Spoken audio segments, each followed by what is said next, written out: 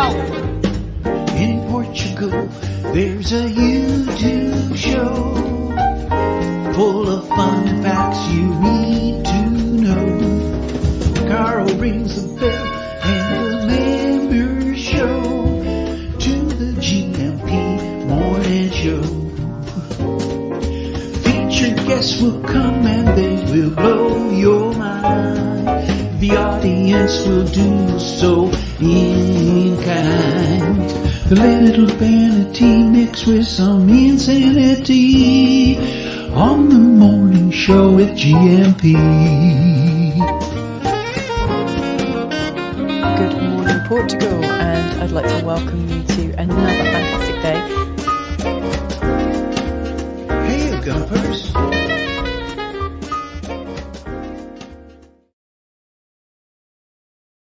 Hola, bon dia, alegria. Munson here with a Good Morning Portugal show, live stream and podcast, your cheerful start to the week, to the day. Here, live from Portugal on Portugal's Silver Coast, joined by me mate, an old guy in Europe, in just a few moments after we've had a chance to say hello to everyone this morning. Oh, he's here already, look, in the chat. Bon dia, Antonio, with a great big welcome for Antonio this morning. Coach Turner was in early doors with his God Squad tip of the day, which begins, being a sports fan, I find the Olympics inspiring and, of course, love the sprint finals over the weekend. We'll come back and chat virtually with Coach Turner and his offering for you this morning. Deagle's in as well. How you doing, Deagle? We'll come back to all your comments in greater detail later. Tig James, of course, joining us at around 9:30 this morning. Hope you had a great weekend. Feel free to send in any pictures or videos you have from the weekend on 913-590-303. Michael Barton's here. Lovely picture from you. Looks like your daughter had a fantastic weekend here on the Silver Coast, or certainly a great evening. I think the whole family popped over, right? And you had a nice time around the Foz area.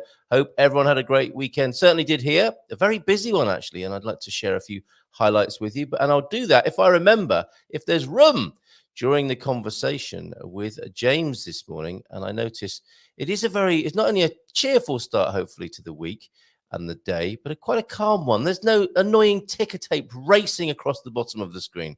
I'll see if I can do something about that whilst we're having a chat with James in just a minute. But we can't bring him on, of course, can we, until we've heard his music. So here it is.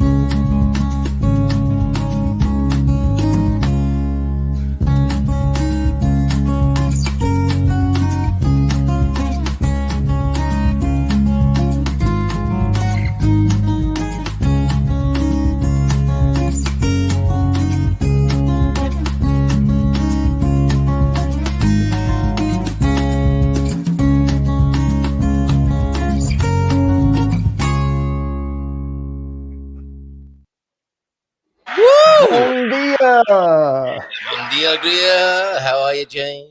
Tudo bem? Como está? Muito bem, obrigado. E tu, como estás? Well, it's a typical sort of situation. I'm asking you how your weekend was. What the hell's a weekend, you might say? How am I? A little bit tired? No, yeah, right? Sempre. Might just have the same old T-shirts for a Monday morning, right?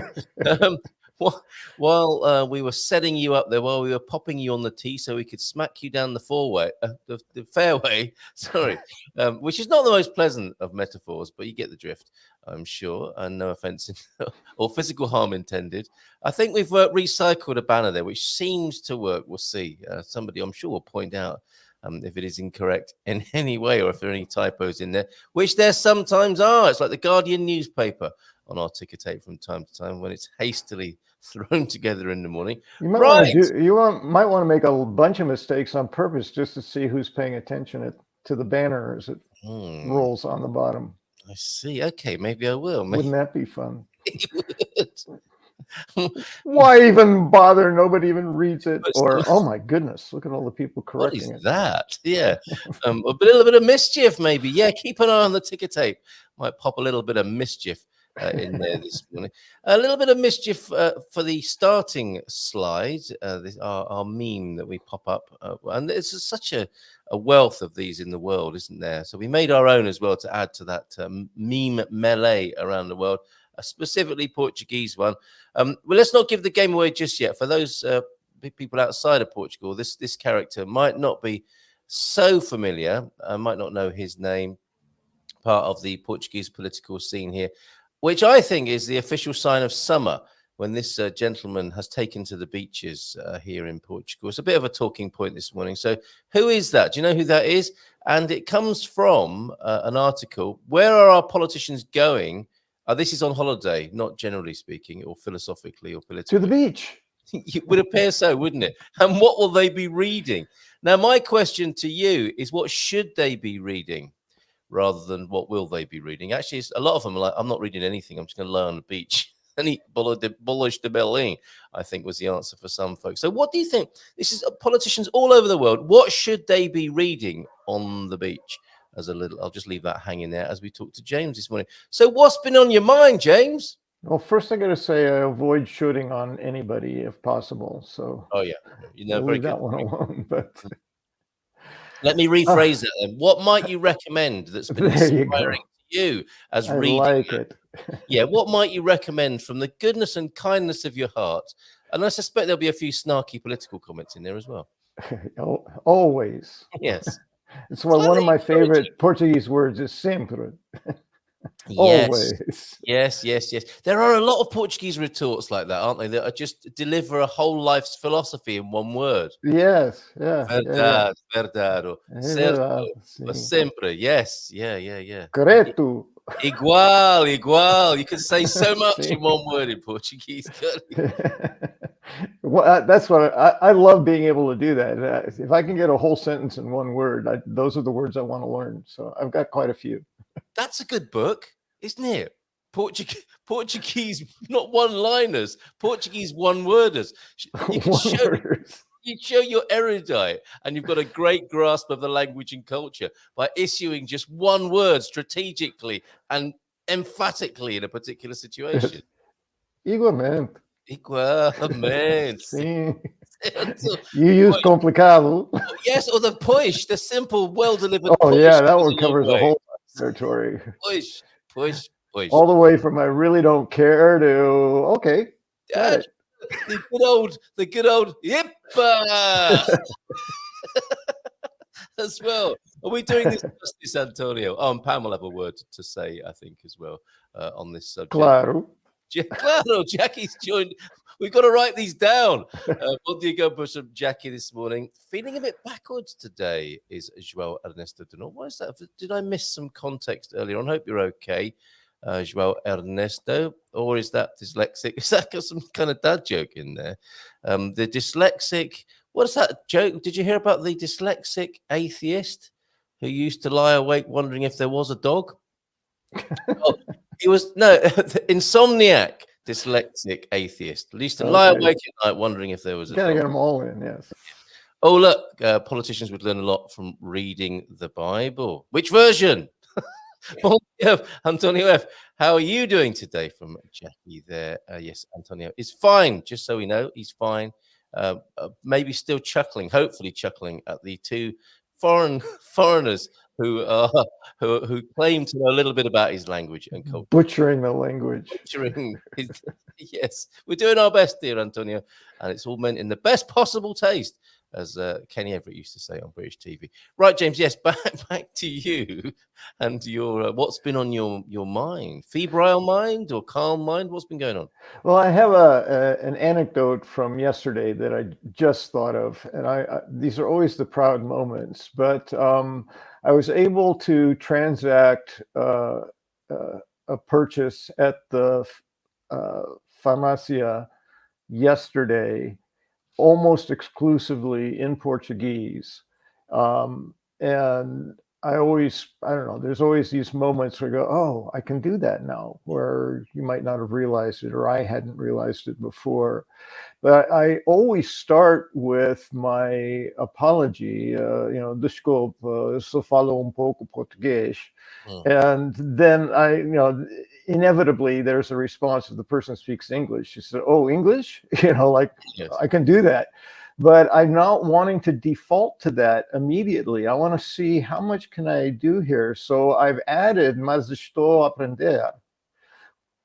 But I'm learning. Mm-hmm. And what was really great about the interaction yesterday is then she came back to me after saying English. And I said, mas estou a aprender. And she said, She said, in Portuguese, she said, okay, I will speak more slowly.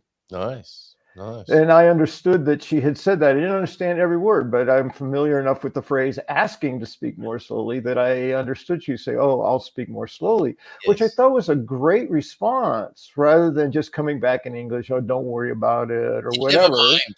Never Yeah, mind. she accommodated that second phrase, mas estou a aprender, indicated that I was willing to give it a go. And that Nice. was my intention, that, and also to explain, I'm not just lazy and not learning the language. I'm working on it. So, give me a break, if that's necessary. And you understood, because that can happen. What immediately came to mind for me there was saying, I don't, I only speak a little bit of Portuguese. And then they say, oh, okay. And then say something, and you don't understand the first thing they reply with. Your correspondent in the conversation saying, okay. It's that look of like, we can speak in English, and it's like, depending on the day, it's like, no, or yeah, please, I'm sorry. Yeah. Well, and then at the end, one of the things I'm have been conscious of since I've been here in Portugal, and only more recently started to say in the midst of this, because I'm always working so hard. How do I say that? Put the words together. Whatever. The brain is just while you're just trying to say hello. It's like there can be a lot of work trying to figure that out. So oftentimes I just let go of the extra stuff at the end. But this time I made a point of both complimenting her English in Portuguese and thanking her for speaking my language in Portuguese, so that she was able to hear that also I not just that she could do it, but that from my end I appreciated it and had an opinion about how well she was speaking. And I know that I love to hear that too, when people say, oh, you speak very well or whatever. I know, oh, you're just trying to make me feel good, but that's fine. I do feel good. Thank you. So that whole interaction was really pleasant. And there's another one of those proud moments. And I guess the real point there is, if we don't take a certain amount of pride and take a moment to really appreciate what we have accomplished, then all we hear is how hard Portuguese is, and I'm never going to learn it. Yeah, well said. Right, and we tell ourselves that. And I'm tired of hearing the phrase Portuguese is hard, Portuguese is difficult. Every language is difficult. When you don't speak it, you weren't raised with it, learning any language is difficult. And Portuguese has, Portuguese has its challenges in certain ways, but it's one of my well-used English phrases now is every time I want to get mad at Portuguese, I remember I speak English. Yes. I mean, can you imagine trying to learn the English language from nothing? Never Holy smokes. Never again. All those things about swallowing sounds and mushing words together, we do all of that too in English. We just don't realize it unless we think about it. So every language is difficult, Portuguese included, and take a moment to really celebrate the moments that you manage. Yeah. Today, as I was studying this morning, doing some listening, I said, I understand a lot more words than I did the first time I listened to this, a year ago. Yep. So take a moment to celebrate your accomplishments with the language. Well said, James. Well said. And this is a useful, I think, a piece of advice just generally, isn't it? Because of the way the human mind works. What I'm reminded of is that customer service training piece, that people are more likely to complain than they are to compliment you. And that seems to be something to do with the wiring of the mind, of the human mind, and human responses to situations. So we have to work not just doubly hard. I think it's 10 times harder, isn't it, to earmark and highlight what is positive over the constant stream of negativity, if you like. And I don't mean that in a bad way. I mean just observing that's how things seem to work. Is that we're constantly trying to stay alive. That's quite a good thing. So that unnecessarily that means a kind of negativity, doesn't it? A wariness, a pushback on things, just like Tai Chiing and Kung Fuing life, all constantly, all the time. So it's in the moments of respite and ease and joy that that is less often, you might say, but could be more enjoyed or magnified. We have to make the effort to magnify those moments. And yeah, well, I believe that everything that is survival related is hardwired into the DNA. Yes, So it's going to make right. it far more prevalent. Yeah. And to say something nice you're not going to live or die if you do that. But if you notice something's wrong, that wrong thing might kill you. You might not survive if you don't notice it. So we're wired to see what's going wrong. We're wired to look for the danger. We're wired to look for what we call negative. I honestly believe that, which is why it's so much more difficult to. The advantage and the challenge of being human is we can overwrite that writing. We can reprogram ourselves. It just requires, again, mindfulness is the key. It's the noticing what the software is doing. Yep. I need to rewrite that. That's the essence of mindfulness, of course. Back to the M word on this Mindful Migration Monday. It is the act of will, isn't it? That is mindfulness that brings that real juice and beauty and joy in life. And I think yeah, I mean, I've never really thought of it like that, but we kind of do have to work a bit harder, don't we, to see what is good and great about life, because a lot of it, as you say, is prehistoric, instinctive survival wiring and behavior. So yes, I think the work is in noticing it. Yes. Like, I think we're aware intellectually it's there. Oh yeah, there's all kinds of good stuff. And oh yeah, I love lots of things about my life.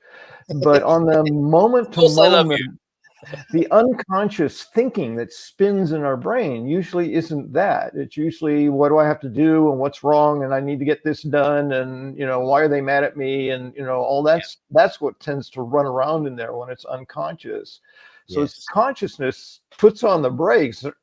Okay, now let's see what we are grateful for. Yeah, absolutely. Moment and intentionally look at what's good. And that's necessary, I think, to really notice it and feel it. I mean, we're aware it's there. We just don't tend to pay attention to, and then even less speak it. This is why I'm trying to make a conscious effort, or not trying to, I'm actually making a conscious effort to compliment the English and to thank that person for speaking. I specifically say for speaking my language. Thank you for speaking my language. You're not obligated to do that. You're Portuguese. You're in Portugal. You don't need to speak English, but you're doing it to help me. Thank you. Really appreciate that. That's one of the things that annoys me when I see tourists who just assume that everywhere they go they can speak English, and it's not an incorrect assumption, but there's very little appreciation when it happens. They just expect it. They expect people are going to speak English with them. I am a little bit shocked when I see that still, after quite a long time here, that people don't embrace or preempt the situation with a little bit of an apology, or may I speak in English. A lot of people just bark English, don't they? Or even just have an attitude of appreciation. You don't even have to say thank you, but there's a certain kindness in the acceptance of that person, that their English, that can be expressed without saying the words. It's just the very straightforward, like, is this the bus to blah blah blah? Yes. Yeah. And expecting that bus driver is going to answer in English and do it well, and so you understand it. Yeah, I think you're allowed a few of those in a stressful situation, which that sounds like. But yes, I think you make a very good point, beautifully as told. Was it a special moment then? Did you feel a moment of bonding with the Portuguese? Absolutely. Where there's always, I have experienced almost always just a smile when I make my apology. I mean, that's my intro to virtually every Portuguese transaction. I'm sorry, I only speak a little Portuguese, because I am. That's so British as well, to start with an apology. Excellent. I haven't done anything wrong, I don't think, but I'll apologize now just in case. Let's just get that out of the way and just be sorry. Sorry. I mean, I've said this before, but the buses in England even say, sorry, I'm not in service. That's how much we like to apologize. So then when the transaction happens, there's humor and there's smiles and there's a certain relationship that gets built in that transaction. I'm not saying, oh, now we're going to go out for coffee because we're best friends, but It could happen. There is a friendliness that opens up when we create that appreciation and make that effort. And I mean, the Portuguese are, again, my experience of the Portuguese are very accommodating, very friendly, and when given the opportunity, are ready to smile and laugh. Yes, yeah, a So- great moment, and within that is one of those great thresholds of having, and this is how you prefaced it, I think, it was an entirely Portuguese interaction, and that's a really great moment, isn't it? When you have an entirely Portuguese interaction, and you survived it, and even enjoyed it, and those can become more and more frequent, and that's certainly my experience in cafes and restaurants now. Is I can do that, and so much so that I only realize after that that's what's happened. And it's really, really, I mean, again, this is something I've said before, but I remember having lunch with Michael Heron, I think, when I met him for the first time, and he spoke entirely in Portuguese as he ordered the lunch for us, and I was so impressed. Mhm. I just thought, wow, how's he doing this? How did he do that? I'll never be able to do this. And now I am that guy. Yeah, you're that guy. I'm that guy who I admired so much when I was sat there with Michael. And it's not because especially, this is by way of further explanation. It's not because I've mastered the language in any way whatsoever. I've just got a few of the basics and a little bit of the pronunciation to get from being hungry to being full and paying for the meal. Yes. And that is a lot more. That's a lot more than someone that has none of it. Yeah, right. Right. Yeah. So someone who's brand new is going to go, whoa, I don't know I could ever do that, just like we did. Now we look at someone who's actually having a conversation in Portuguese and go, whoa, I could never do that. That's the next stage. The challenge just keeps growing. And that's the last thing about it for me is remembering to be patient. As adults, we have forgotten that we had to learn everything that we know. And that everything that we learned, it took time. Some things were easier, some not. But everything that we know, we had to learn, and it took time. And the language itself, if we put that on a scale of acquiring our native language, consider what a 2-year-old can do. If I can do that in a year, I'm ahead of the game. Right? If I can speak like a 5-year-old after 3 years, I'm ahead of the game. Yes. To speak like a 7-year-old might take 5 years, but that at least I begin to be able to speak with a certain degree of competency. But it takes, a 7-year-old, it takes 7 years in your native tongue to get to that place. So, and that's pretty much full time. They're working full time. Yeah, they don't have to worry about anything else. Just the language. I don't have to get my documents in order, and I don't have to make an appointment and go there. And I don't have to do those things at 7. Yes. But yes. So be kind, be patient, understand it takes time, and stop every once in a while and notice where you're at now relative to where you were when you landed here. Yes. Yeah. I mean, and again, that's scalable, isn't it, to life in general? Not just on every level. Yes. Personal growth, whatever. Yeah. We know it has the ring of truth when it's scalable in that way. So thank you, James. I have a little bit more to add to that because I went to a cafe. These are the great moments. I think what you're talking about, a great moment when it comes to grasping and comprehending the language and having an interaction. There are other such moments that are often food related for me. And one was yesterday, went to the French, I don't know if it's called the French patisserie, but there's a bakery in Caldas de Rainha. Excuse me. And we've walked past it many times, which you do in Portugal. You can walk past something and think nothing of it, or think I'll go there one day. And then when you do, it's like, well, why didn't I go in here 6 months ago or 3 years ago? This is amazing. Should have gone in the first time I saw it. Yes, exactly. And this is two visuals for you here of such a place. I think it might be called the Art of Pastry. And I mention it because there's a nice linguistic connection in the way that you've been talking about this morning. This is their Bolo de Belline, which is has Belgian and Italian influences with it. This is their chicken. This is their empanada de frango. This is their chicken pie, which has like a creamy cheese in it. And you can, and I'll leave this picture up just to talk to you a little bit about it, because I heartily recommend it to you. Oh, that's why John was feeling a little bit backward. He actually wrote Graag uit Rob Aid Mob, which sounds Welsh for Bon dia Portugal, right there on the screen. That now I understand, John. Thank you. Yeah, this is this chicken pie. And Mrs. M had a moment. She spent quite a lot of time in France in her younger days. She was transported immediately to France. Oh, Belgian influences as well here. The pastry wasn't your typical Portuguese pastry. It's not typical to have cheese and chicken inside your pie. And that Bolo de Belline in the background doesn't have the custody cream in it. I think it's called crème anglaise, possibly.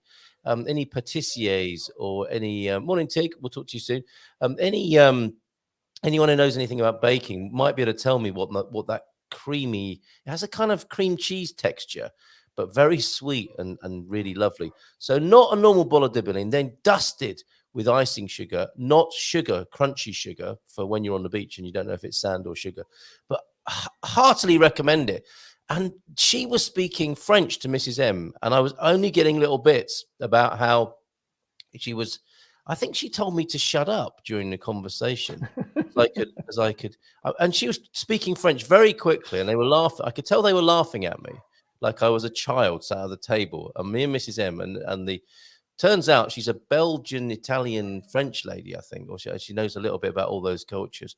Well, they were laughing about how much the Belgian men were like the English men in their love of beer and meat and pies and such things.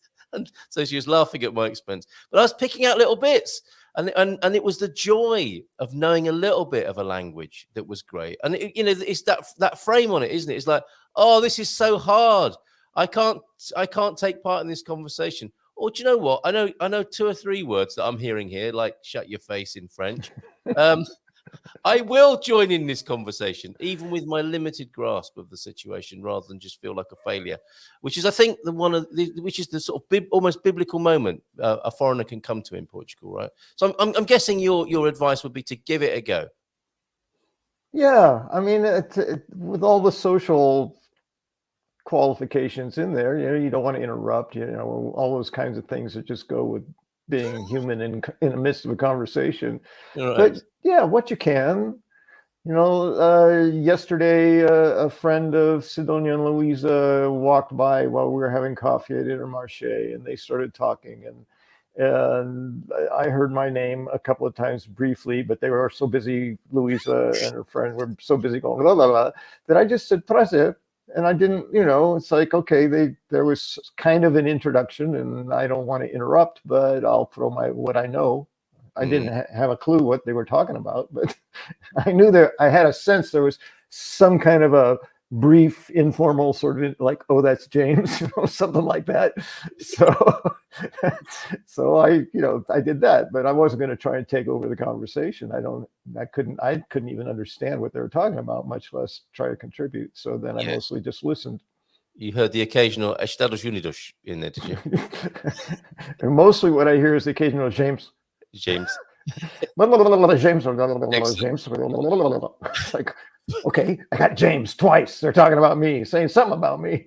Very good with the prazer, as in pleased to meet you. In my conversation with the Belgian, Italian, French lady, I was able to say enchanté, which I love. I love saying because it just sounds so, I don't know, 60s. It makes me feel like Austin Powers. It sounds like those old 50s black and whites. Enchanté. At that moment, I want to light 2 cigarettes and give the lady one of them.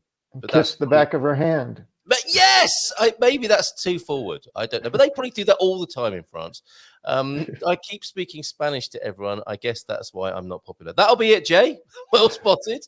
Portuguese is difficult. They might appreciate your Spanish, but they're not going to appreciate your Portuguese that way. Exactly, Jay.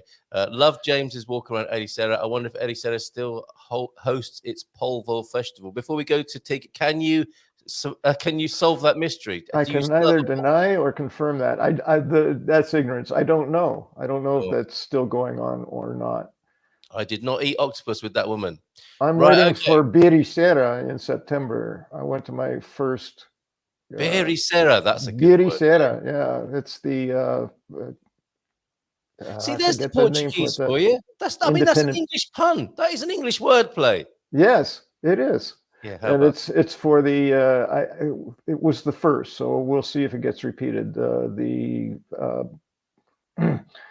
custom beer festival here last year. So right. Okay. So completing on that segment there, and your very nice share this morning.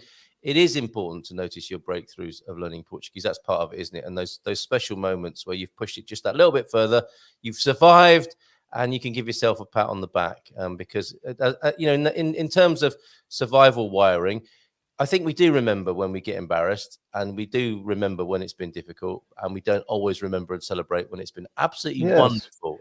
and notice that it didn't go near as badly as you anticipated it was going to. Exactly, with the inner critic. Right. The Polvo Festival took place in May. Thank you, Okay. Antonio. Obrigado, Antonio. Always relying on Antonio to come up with the facts whilst we're fumbling around trying to either find out ourselves or make something up on the spot. Thanks, Antonio. Yes, thanks, Antonio, from Doug as well. Good morning. Good to see you here, Doug, by the way. Nice big round of applause. No, that's not a round of applause. That's because she has. Yeah. A rim shot. Actually, now I've done that, Tig is going to have to start with a dad joke to earn that. Two now. But let's give her a nice big round of applause and bring her onto the screen. Hola, bon dia. Tudo bem? Bon dia. Now, will you be sat in your new home, Tig? Last time we spoke to you, you were moving. I was. It was, well, we did the Monday, didn't we? And then I moved on the Saturday. Right. And how has it gone? I'm really pleased I'm here. Oh, that's good. I really, really love it. Yeah. So I've been here a month now. So yeah, Congratulations. May you be very happy in your new home. May I ask what state it was in when you arrived? I was sent pictures by a member of this community of a home that they moved into, and where there used to be lights and light fittings, there were just wires hanging out of the various holes in the ceiling, and even some on the walls. The previous people, maybe not happy with the negotiations, decided to take every light fitting with them. Did you have any light fittings when you moved in? I actually renovated this place before I moved in. How did you do that? Did you dress up as a ninja and break in with your tools and do it up? I lived in a rented accommodation. I bought it, lived in rented. Oh, okay. It was yours already, right? Okay. Yeah. Oh, never again. I think we had this discussion last time, didn't we? We did. You put everybody off. No one's going to renovate anything ever again in Portugal after that conversation. It was, yeah. So no, I had light fittings because I put them in. Very good. Okay. Yeah. I mean, that would have been a bit silly to spite yourself by taking them all out again. Yeah. I don't right. Oh, show me. Oh, show me. Right. So that's good. And they're quite a sense. I mean, despite what sounds like really hard work and something you'll never do again, it must be quite satisfying to have it the way you want it and refurbishing it like that. Absolutely love living here. Yes. It's because I actually live in the centre of Lagos now. Everything's walkable. Everything. Very nice. I was going to ask you where you are. I've never done that in my whole life. Lived anywhere. I've always had to drive. Even in the UK, I lived in a village and had to drive everywhere. Here, it's just it's fabulous. Love it. Okay, so you'd recommend it. I mean, it must get busy. I mean, that's the trade-off, isn't it? It gets busy in town. Well, the thing for me is, of course, moving in July, I'm going to know what the worst is right from the start. So July and August, and so far so good. Excellent. Okay, well, yes, as I said, I'm wishing you much happiness in your new home there in Lagos. How would you recommend that to other people trying to this eternal struggle of choosing the best place to live in Portugal? What do you say? How would you commend your choice?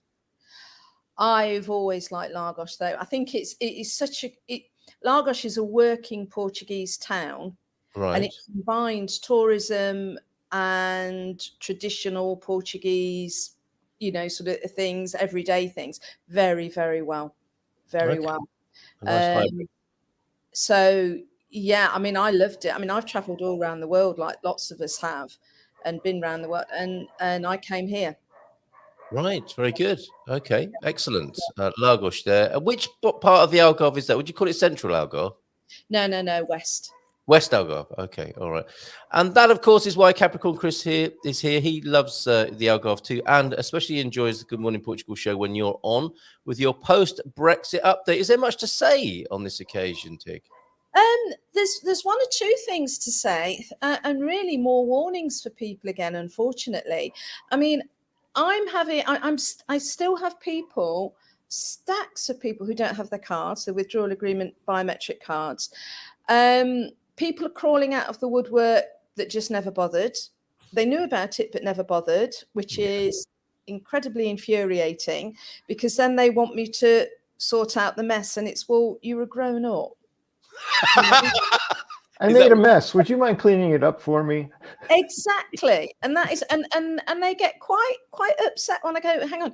And I am serious when I say they have ignored between 18 and 20 emails from Seth or Ima that they just ignored. Once a month they got an email, just ignored it. Then the emails stopped, and I've had countless people contact. They've stopped sending me an email. I don't think I can get an appointment now. Well, you've had 2 years. And now, is that what's happening? Have they missed the boat? What happens to those people? What happens is that you have to, I think it's on the IMA website now, is that you go on the IMA website to the Brexit portal, or try Seth as well. I'm not quite sure. I haven't done it myself. You obviously have to register, you know, who you are and whatever. Go in, register, and that you want an appointment. Yeah. And do it that way. And then you see, and that's where we got, do you remember when we got the QR codes? Yes.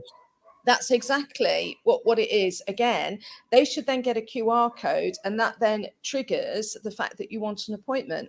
But people literally, and one woman actually said to me, she said, I think I've been a little bit stupid, haven't I? And I was like, More than a little. Oh, sorry. Were you holding your tongue at that point?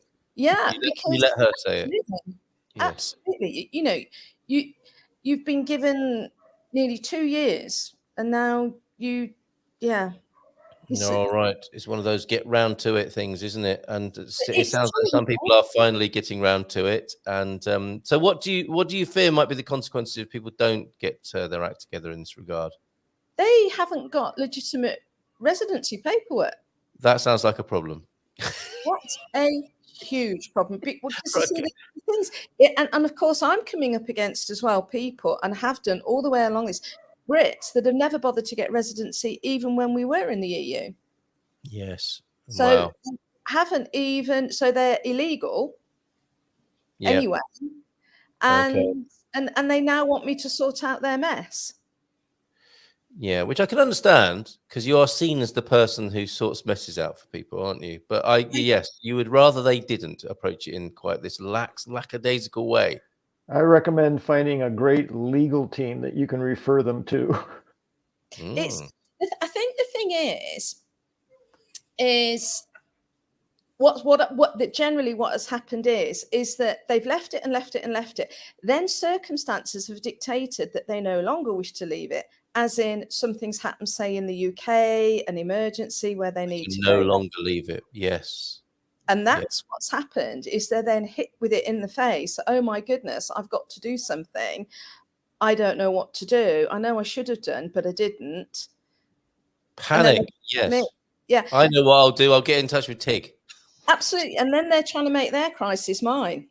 Yes, which I suspect you've developed quite strong boundaries over the years. With this, very strong boundaries, because I'm not quite sure how. There is nothing more I could have done, and the worst part is they knew. This group of people knew and chose to ignore it. So is it not worth people saying, "But you didn't tell me, Tig"? Absolutely not. In no way, shape, or form is it ever. When they actually write to me and say, you know, they've stopped sending me emails. Yes. Yeah, I know.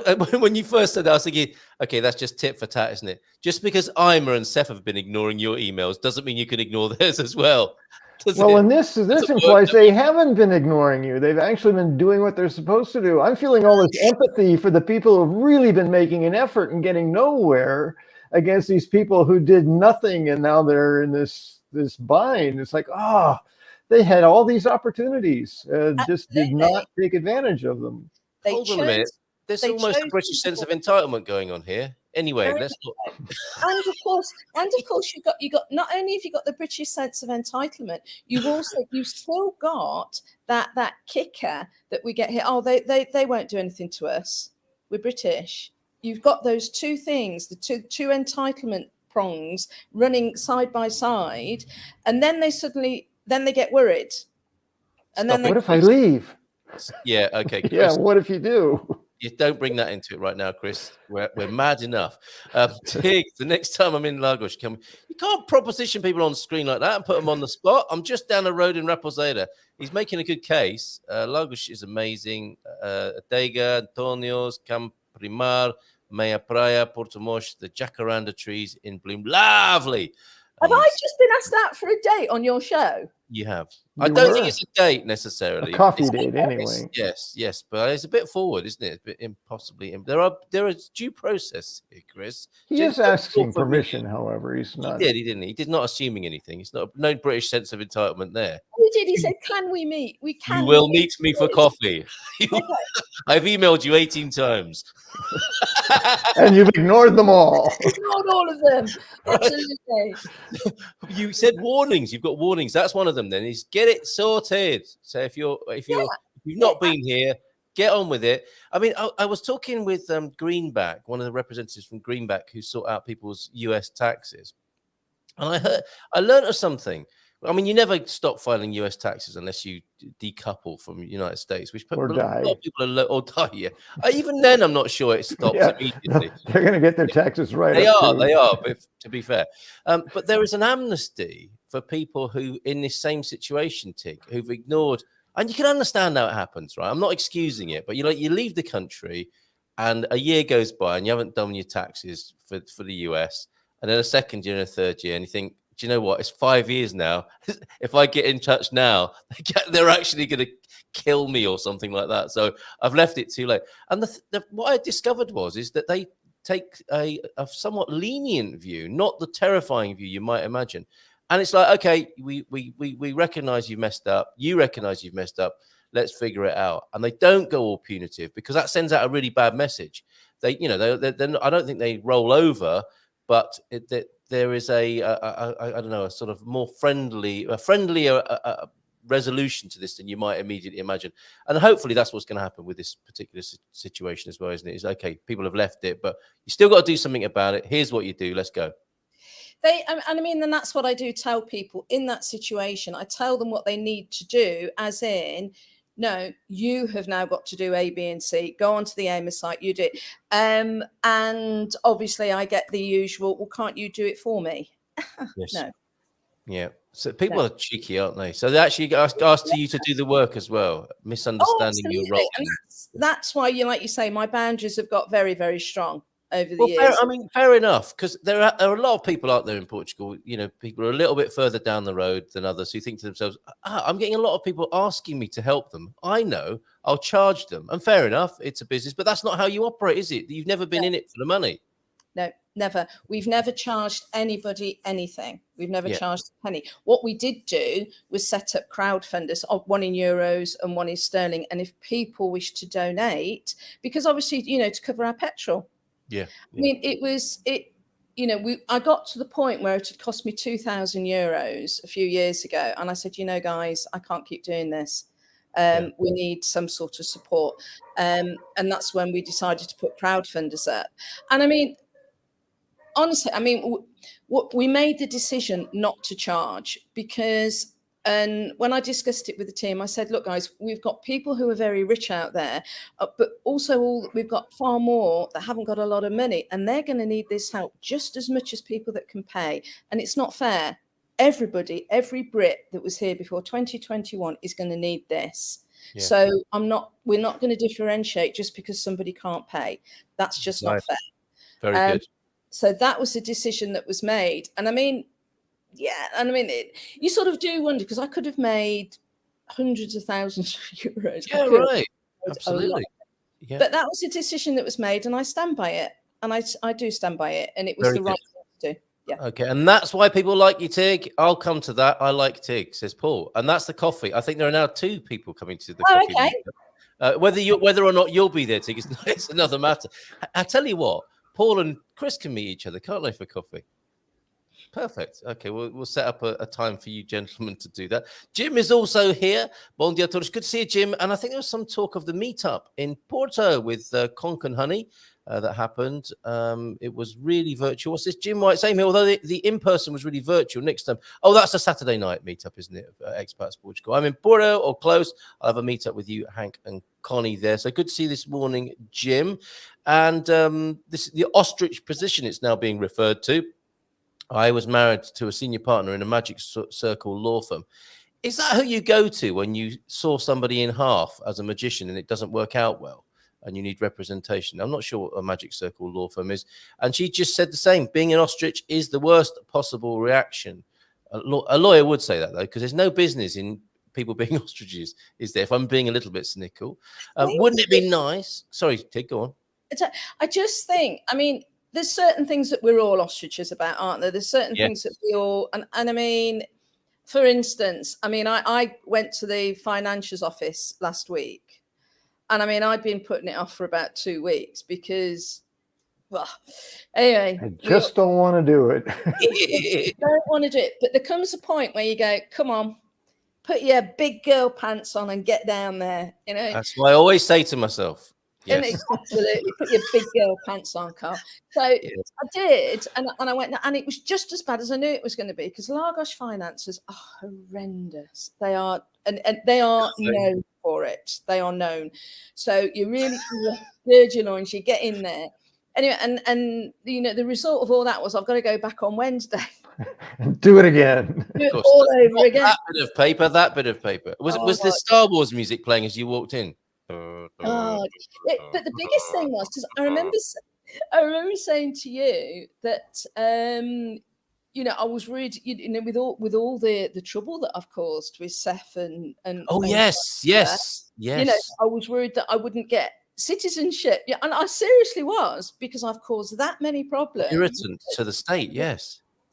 To the state, to the government, to Portuguese Parliament. I've caused so many problems. But I did. I got citizenship a couple of months ago. Congratulations. As far as I knew, thank you. As far as I knew, but apparently the IRN office told the IRS office that I got it last year. Even better. Well, yeah, you'd think, but my accountant put me in as a British citizen, didn't she? So, and of course, the citizenship was all wrong. And now, of course, because they've changed it to Portuguese, they've decided I no longer come under the double taxation treaty. Oh, okay. But so you're having to sort that out. I do. But let it be noted right here, right now on the Good Morning Portugal show. She does, everybody. Now, I think I can understand that vulnerability is like, after all I've said and how I've pushed back with the government, that might compromise my chances. But however, in the cold light of the law, that shouldn't happen. And do you know what? I think Portuguese people, as individual human beings, would admire you for sticking it to the man as well, because I think that's quite a Portuguese sort of sentiment, isn't it? Is to stand up against the government where there is injustice. I think the Portuguese people value that. And I don't even see it as sticking it to them. It's just it's standing up for the way it's supposed to be, the way the law says. That's not sticking it. That's just like standing up. And I think many Portuguese do respect that, holding the government accountable. It's like, do what you say you're going to do. So So I think that makes you a very good Portuguese citizen, basically, Tig, on that basis. It's really. And then, of course, me being me, because coming out of the EU, I lost my EU passport. And now being Portuguese, as soon as I got my citizenship card, next office went and applied for my passport. So I've now got my EU passport back. Waving that willy-nilly around the Algarve area. Well, Chef. You got your stars back. England. I can't wait, actually, to go to the UK and then just walk. You know, when I come back to Portugal, just wave it. Yes. I'm feeling that. Right. Okay. Morning, Big Tony, Mike, James, smooth look. Oh, thank you very much, Pete. And Tig, I think that should say. And obviously the sweetheart that is Chris, who doesn't take no for an answer. Only 18 times. I had to ask Rima to go out with me 6 times. Okay, so Ima and Rima, not 18 emails, but 6 requests to go out on a date. 6 times before she said yes. 35 years later, it was the best decision question I've ever. See, he's in sales. He knows how to take an objection, that man. For sure. Right, any other warnings? Because there's a few more things I would like to share on the screen, including a lovely scene from Foz de Aurelio here. I've already shown my Bolo de Belline, which was very different, and I highly recommend the patisserie in Caldes with its Italian, Belgian, and French influences. What else do you have for us this morning, Tig, before we go there? I think what I would like to say is, and again, this is something that is over the last 8 years since I've been doing this has happened repeatedly. Incorrect advice from lawyers, okay, that people are being given constant, and about the withdrawal agreement, because they just don't understand it. So they make it up as they go along, or they read a little bit and get it wrong. And I mean, somebody was saying to me, I mean, this is a classic situation that I've dealt with constantly. A couple, been here years, never got residency. Okay. So, and the lawyer that they went to advised them to get a D7 visa. They're already here. You cannot get a D7 visa. No way. You have to be in another country to apply for it, and then go to the consulate stroke embassy in an, as you would know, wouldn't you, James? That you have to, or were you here before? Oh yeah, with the D7, yes. Yeah, you know, because this is what all the Americans do. Everybody else that isn't an EU citizen, you have to be in another country and stay there, get an appointment at the consulate or embassy in the country you reside in, and go from there. This lawyer has told these two, who are entitled to a withdrawal agreement biometric card, to go and get a D7 visa that they're not entitled Incredible. to. And is that because they can charge them for doing so and offering that advice, do you think? Or is it just poor knowledge of the situation? I just think they just don't want to say, I don't know. Oh, okay. That old thing. Yeah. No, that happens, doesn't it? Yeah. And I've had it. I mean, and the other thing that people... that has cropped up, I mean, that's a regular thing here, is that they quickly look at what visas are available and just pick one and throw it at the client and say, oh, apply for that. That'll do. This. Yeah. You know, I mean, they would get into so much trouble, you know. And another thing that people... and they would waste so much time, wouldn't they? They'd set up an appointment and go and, okay. It's like antidepressants in the United States. Yeah, but then they just throw it at anyone who says I'm sad. Here, well, you see, that's understandable when someone's got a white coat on and a stethoscope around their neck. Well, what's the legal equivalent of that? Is it when you go into a legal office and first of all you're made to sit outside for much longer than the appointment time? That's the first power move, isn't it? I think when you see a legal person being made to wait, then you're allowed into the office. And there were all those piles of papers. Now, when you become a lawyer, can you buy those online at Staples? That look like a massive important-looking piles of paper. Important-looking piles of paper. You see, you've got to fill your office up with those to add to that power structure, haven't you? I think. You've missed a really important part, though. They always have a huge desk and a brass plaque with an outdated conference call phone on it with loads of buttons on. Right? They say. Okay, could you send my 10 o'clock in, please? It's now 11 o'clock, so could you send my 10 o'clock in, please? Sorry, go on, T, carry on. The other thing, it just reminded me, and this is a classic lawyer mistake that people have contacted me so many times about. They've actually got residency in another EU member state. They've gone to their lawyer and said, so they do a very simple move here. Or registration. Their lawyer, they've got their withdrawal agreement biometric card, say from Greece or Malta or wherever, Germany. They've gone to their lawyer and the lawyer's gone, yeah, no problem, you just move. Not valid. You have to get a visa. You're only entitled to live in the member state you've got your withdrawal agreement biometric card in.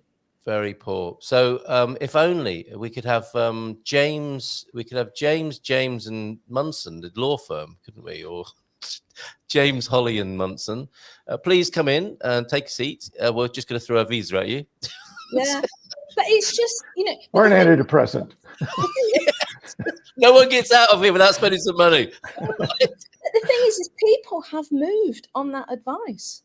Yes, of course. Well, they have lost thousands because then they're here and illegally because a lawyer said that it was okay. And it isn't. That is really poor. So watch out for that. Thank you for that warning, Tig. That's really helpful. So hopefully other people won't. And that would be unique to a post-Brexit Brit, right? My understanding, most EU residents can fairly easy move from one EU country to another. No. That's confusing two systems, James, because we are now. You're hired. Nationals like Americans, okay? So we cannot even pre-Brexit. We could before because we were EU citizens, but now we no longer are. So right. Well, that's what I'm saying. It's unique to a British experience as opposed to people from other parts of the world. Yes. Okay. I just wasn't clear. No. Because we are now the same standing as say, Americans, Canadians, Chinese. We cannot now freely move around the EU, regardless of when we came here.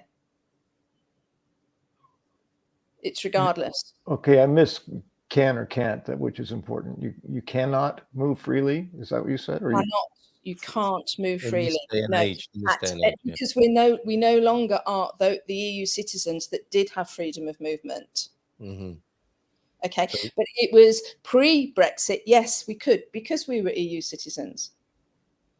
However, as I'm saying here, EU citizens can move freely if that's the clarification you need there, James. If you're the confusion I get frequently is between resident and citizen. They're often put together when I speak to Portuguese, and I don't know the difference. If I have my permanent residency, am I free to move about the EU? No. No. Okay. You only have residency for the EU member state that you live in. You have residency for Portugal. As a third country national, a non-EU citizen, a third country national, you are only allowed freedom of movement within the country you live in. You do not have freedom of movement around the EU. I understood that differently. So that's a great clarification for other people like me who didn't know that. But he could go and live he could visit anywhere for up to 90 days outside of Portugal, right? He can visit anywhere within the EU, absolutely, up to 90 days. That is not 90 days per country. It's 90 days within any of them. Other countries. Okay, so it requires citizenship is what then frees you to move. If you have EU citizenship, like I now do as a Portuguese citizen, I am now an EU citizen again. So I now have freedom of movement back around the EU. Yeah, there's so many confusions between Schengen and EU and citizenship and residency. It's great to have the clarification. Thank you. Yeah, residency and citizenship. It's like, are you American or are you Canadian? Mm-hmm. You're an American citizen. Therefore, you've got free. You can go in and out of the USA as much as you like, but you could reside in Canada, and then you'd have residency. If you resided in Canada, you'd have all the documentation for residency there. It's just residency. It doesn't make you a Canadian citizen. If only we had started that law firm. We're going to have to finish now. We're going to finish with the God's Good tip of the day. Thanks for that clarification. Thank you for the question, James. Bon dia, Gumper, says Coach Turner. And that was back at 7:45 this morning. Spero que você tenha tido lindo fim de semana. A day off from childcare, so a long walk with Mrs. T later. Coffee first, though. Have a wonderful day. God's Good tip of the day. Being a sports fan, Coach Turner's loving the Olympics and watched the sprint finals over the weekend. On Saturday, I was in the local country park and watched a lot of runners. With a few notable exceptions, they weren't rioting and stealing pasties from Greg's, were they? I think that's not what we're talking about here. With a few notable exceptions, they were landing on their heels, the running technique being little more than a fast walk. Don't get me wrong, They are out being active, and that's a great thing. So yes, questioning their running technique a little bit, which is what I suspect we'll continue to do this week, running technique. However, if you watch any of the races from Paris 24, you won't see a single runner landing on their heels. There are two key reasons for this. If you think about the mechanics, it becomes clear. I think this extends to walking as well, doesn't it? And deportment, generally, landing on your heel means that your foot has to be in front of you. So part of the force you impart into the ground is pushing you backwards. You're actually slowing yourself down. Your second, or the second, and possibly more important issue is the impact of landing is transmitted straight up the leg. Sounds painful, doesn't it? Putting undue stress on the knees and hips. This can clearly lead to injury. So if you're going to run, land on your forefoot, which will naturally be under your center of mass and will allow your ankle and calf to dampen the impact. You'll find running easier and faster. And I would say walking too. Try that, walking around a supermarket later on today. And should you be going to the supermarket, you might like to get our wine for the Good Morning Portugal Wine Club tonight. If you like a cockatoo or a parakeet, you might like to try the Periquita, one of the oldest wines here in Portugal. I know I will be from 8 o'clock this evening. And here it is. Look, have you tried this one, Tig? The Periquita? The parakeet? No, I haven't actually. 1850 this originates from here in Portugal. One of the oldest bottles, if not the oldest to be bottled in Portugal, and now known around the world. So we'll be trying that this evening. Look forward to your company then. Final words. We are 1 minute past 10, but it'd be rude for me not to ask you, and I'll show these other drinks pictures tomorrow. Otherwise, it will just look like this is an alcoholic festival of worshipping drinks here on the Good Morning Portugal show. Your last words to you first, ladies first, Tig. Anybody, because we've still got people that have actually applied for their cards and haven't got them. I have people 15, 18 months still waiting. So anybody who has not got their cards, please contact me. Please contact me, because, you know, all the old reasons that we've talked about before, you know, apply if you haven't got them. Well said, Tig. Thank you very much. And of course, the Facebook group where people can get some a stream of information, of useful information from you and colleagues over there. What is the name of the? Because there are a number of Facebook groups, of course. What is the one they should be looking out for, Tig? British in Portugal. British in Portugal, quite simply. Over to you, James. John Doe is here now, and I think you've got quite a few of these in America. Hola, ¿qué tal? That's not going to work around here, John. And maybe you can come back tomorrow and we'll pick up on that conversational theme, which might take James back to where we started with our conversation this morning. Speaking the appropriate language in the country, right, James? Well, I would always advise that whenever possible. But I was actually gonna write, following what Tig just said, is something I've been wanting to mention. That is, again, looking at a positive. There are lots of complaints about IMA, and I understand the challenges that they're facing.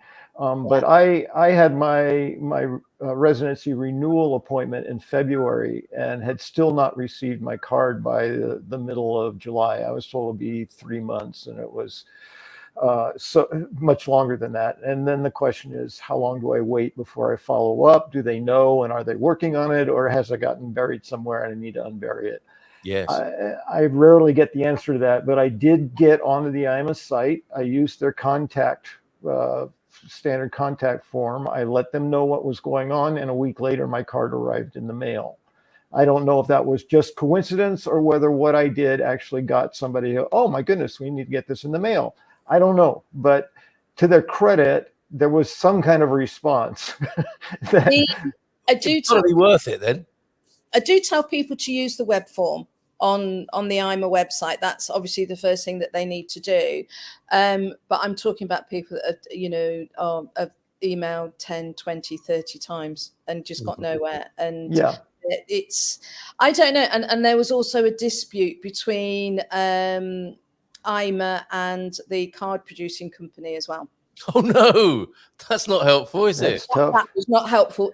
Nobody got cards then. Absolutely nobody. And you can imagine. And I was like, we got enough problems. Can't you just make the cards, please? That was it. Just produce the damn things. Yes. Yeah. Oh, Jim's happy with that. Thank you, James from Jim White. Thank you both. Excellent. Thank you for your feedback, Chris, as well. And Liz, we'll show your beautiful videos from Montmartre. tomorrow. Thank you very much, Liz F, for popping in as well this morning with an Olympic update. I want to move permanently to Portugal. So many people do, John Doe. Have a look at my website. Speak Portuguese, though, it would help. Yes, there you go. Final word of advice from Tig this morning. John, meet Tig. Tig, meet John. Okay, have a great day. Have a great week. And we'll see you real soon. You've been brilliant. Take care and bye for now. Ciao, ciao.